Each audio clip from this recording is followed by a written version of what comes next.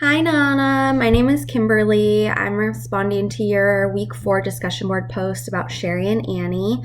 Thank you for your post. I feel like you really hit on one of the biggest reasons why it would be hard to help Sherry, in which that just talking about like being a woman and respecting like women's rights, especially in our culture. And I think one of the biggest I think it would just be really hard in general to go about this situation, like you said, regardless of cultural aspects. It's kind of comes down to like basic human rights in a lot of ways. But I also struggled in trying to pull apart kind of what are like the things that I think are right, because it is like a moral understanding versus how strongly do I feel about that because of my own cultural perspective and influences. So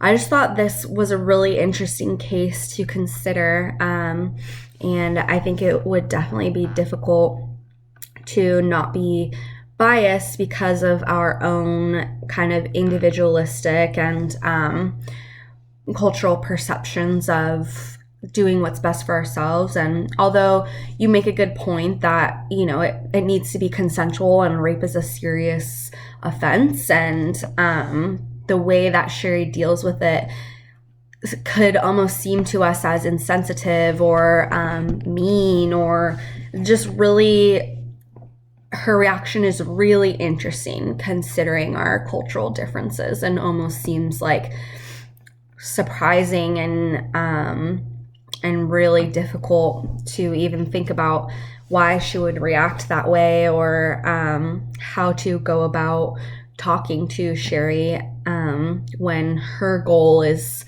still the marriage, even in the face of Annie's difficulties. And so yeah, I see like some of the self-control values playing out in their situation. I'm looking at the Culturally Sensitive Counseling for Asian Americans, Pacific Islanders article by Alexis Schoen. But you can kind of see in the video how Sherry is like controlling her face. Like she does kind of seem like upset. The vibe that I got from her look is almost just like when Annie tells her, she's kind of like trying to like mask like frustration. It seems like she's frustrated with Annie for even feeling this seriously. But then you can also see a high level of self-control in Sherry talking about her own struggles, and she kind of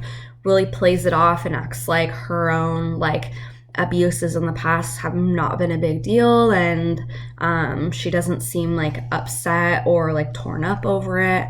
I think another big theme that comes into this with the values is the collectivism, and so just doing what's best for the family overall, in that like it's not necessarily that Sherry is just worried about money or something, but it comes together with like what's going to be best for the family overall, and how are we going to be provided for, what's going to be the safest for us. And then also they've obviously had difficulties in the past, and Sherry's had to raise Annie, and so I'm sure Sherry has that fear of not being able to provide, and so just wanting to do what's best for the family, and then of course avoiding that shame as well. She definitely seems like she wants to keep it under wraps and not have other people involved, and just hopefully go through with the marriage and